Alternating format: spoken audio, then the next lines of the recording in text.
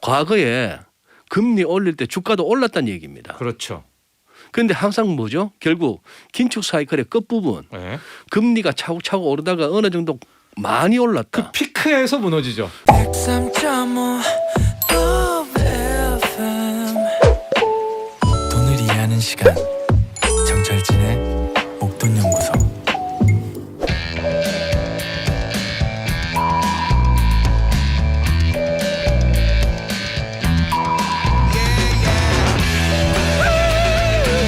투자를 하고 있지만 불안하신 분들, 제대로 잘하고 있는 건지 확신이 없는 분들, 한 주간의 전망을 통해서 성공 투자를 향한 레이더를 만들어 보시죠. GFM 투자연구소 이진우 소장과 함께합니다.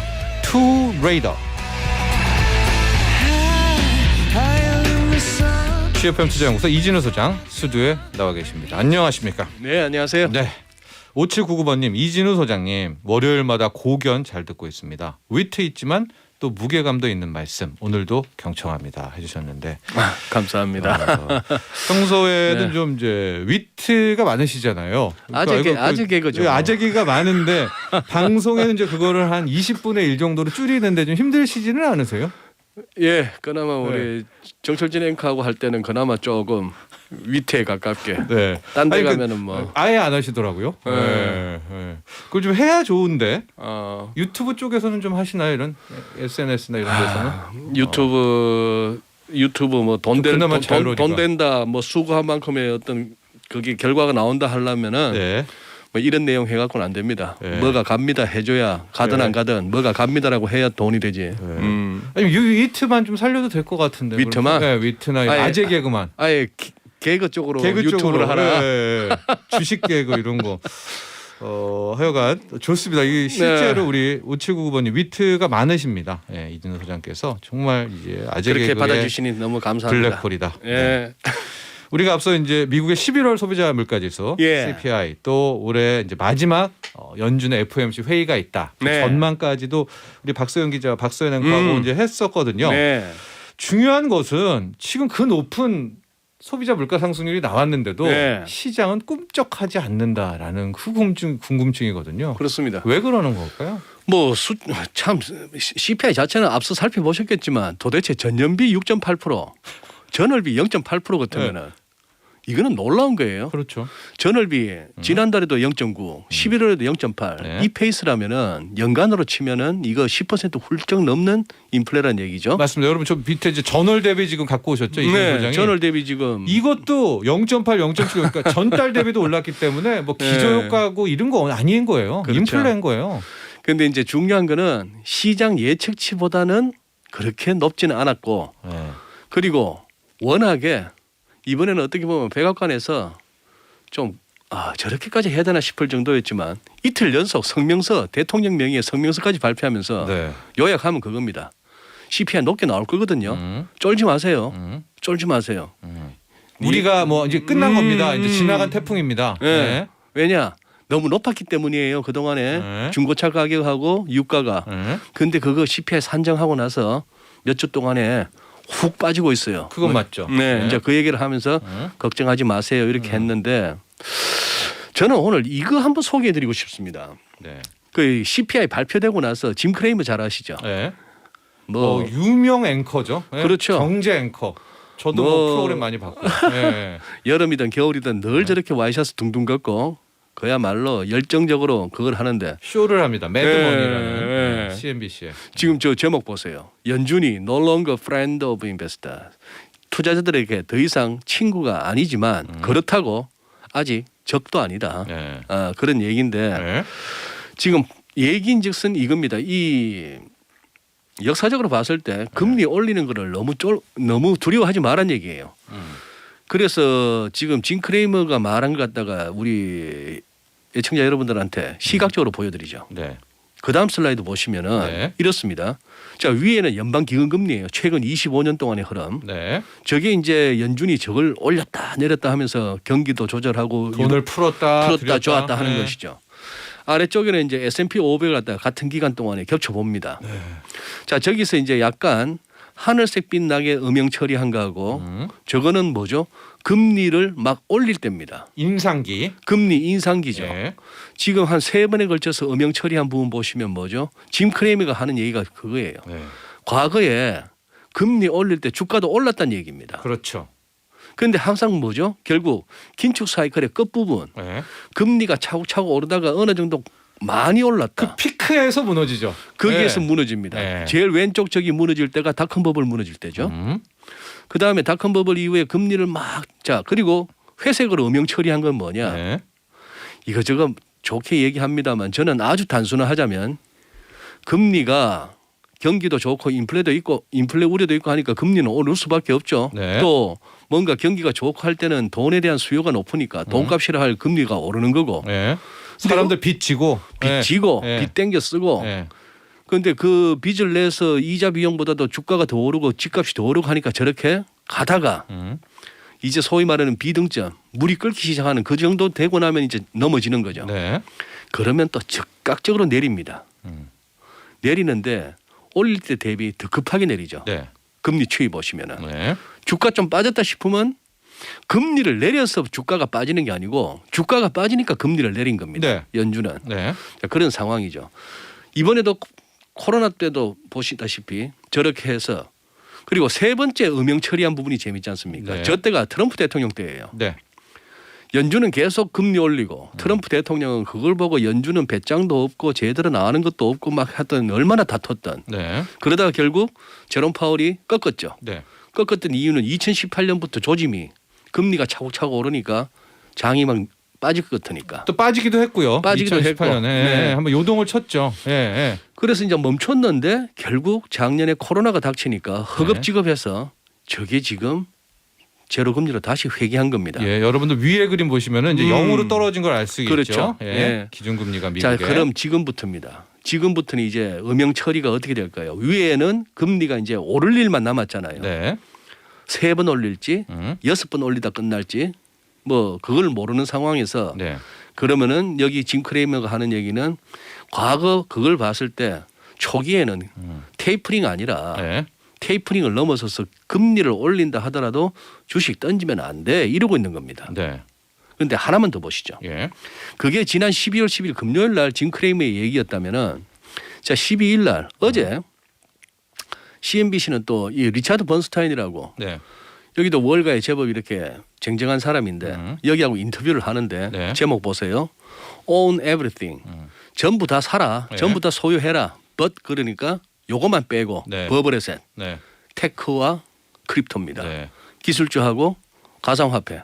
돈나무원이 캐시우드와는 정반대편에 있는 사람이에요. 이 사람은. 예, 그런 사람입니다. 예, 예. 지금 이렇게 양손을 막 이렇게 하는 제스처인데 이 시소 이쪽에는 버블 자산이 있고 예. 기술주 혁신주 암호화폐고 이쪽 시소 이쪽에는 그 제외한 세상 모든 것이 있는데 뭐 에너지주, 뭐 식음료, 네, 여행주 네. 소위 말하는 우리가 맞아요. 네, 특히 고물가주라고 특히 하는 거죠. 이 번스타인은 그 에너지주에 대해서 주목하라고 네. 그렇게 얘기했는데 그래서 한 2023년 내년부터 한 2년 동안을 보자면은 그 반대편에 서야 되는 거 아니냐. 네. 근데 이 얘기는 상당히 인상적입니다.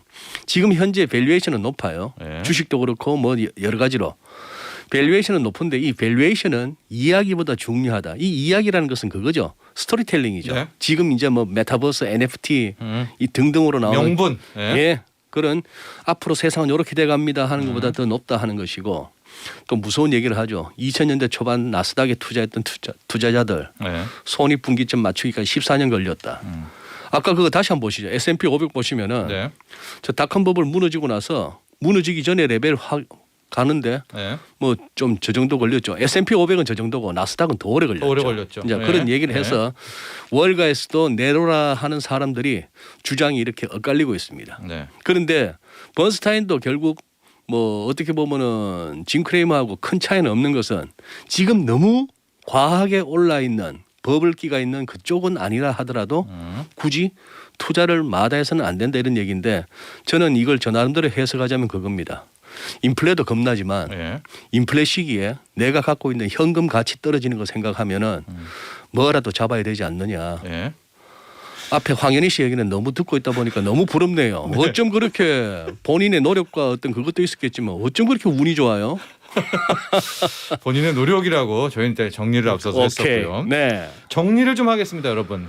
이게 참 주식시장에 널리 나온 이야기인데 금리 인상기에 실은 주가도 앞부분에는 올라요. 맞습니다. 그게 왜 네. 금리 그러냐면 금리를 왜 올리겠습니까? 인플레가 나왔기 때문에 올리는 그래요. 거잖아요. 그러니까 인플레라는 건 성장이기 때문에 이제 올랐었고 문제는 뭐냐?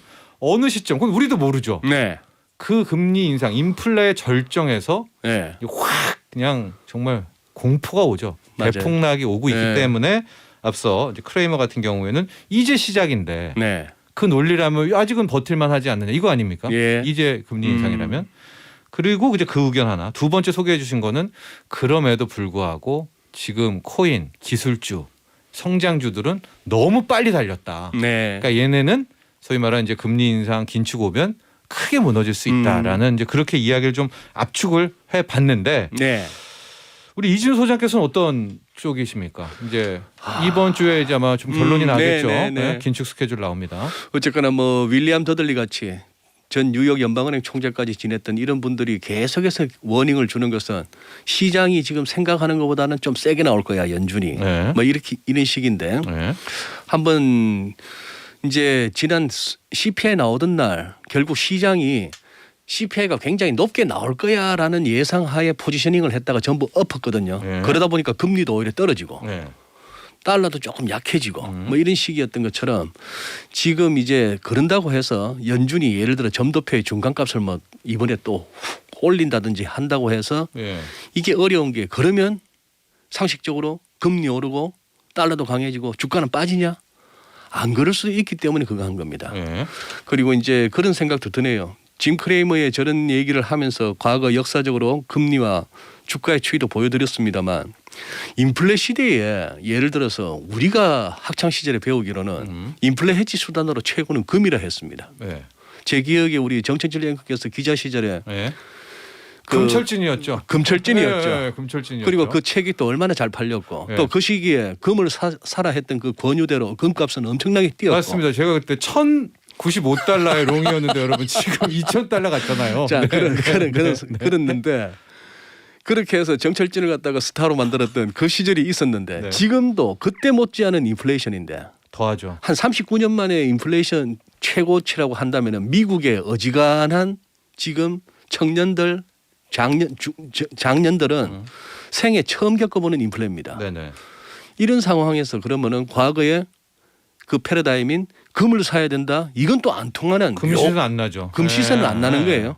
그러니 세상이 그때그때마다 다른 겁니다. 네. 그런 상황이라서 짐 크레이머의 이번 분석이 이번에도 과연 맞을 것인지 네. 그래서 시장이 늘 어려운 거죠. 맞습니다. 예. 네. 지금 보세요. 아침에 그렇게 뭐 지수 막 끌어당기던 외국인들 살짝 지수가 눌려서 한번 후다닥 뒤져보니까 지금 오늘 또 콜 팔고 있네요. 네. 이 친구들 네. 이래 먹고 저래 먹는 겁니다. 이래 먹고 저래 지금, 먹으면서 네, 추세는 없는 것 같아요. 추세는 없고 네. 지금 또 이제 지수가 확 뛰고 하니까 네. 이쪽으로 상방으로 또 이렇게 파생 쪽에서 조금 붙는다 싶으니 또 위클리 옵션이 있고 하니까 또 약간 또 주저앉히면서 거기서 또 계속되는 짤짤이는 이어지고 있는 것 같습니다. 자, 저희가 투자의 레이더를 만드는 투 레이더 시간이고요. 이번 주는 정말 투 레이더가 중요한 것이 이제 14, 15 우리나라는 이번 주 목요일 날 네. 이제 미국 연준의 긴축 스케줄이 반영이 되게 되는데 조심스럽게 전망을 좀 해보면은요.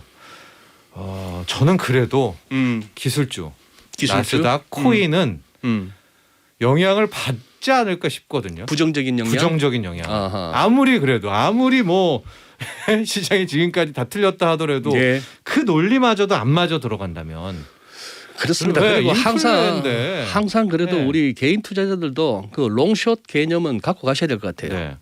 모두가 다 갈 수는 없거든요. 어느 시점에는 이쪽 업종 이쪽 그렇죠. 그런 것처럼. 네. 예.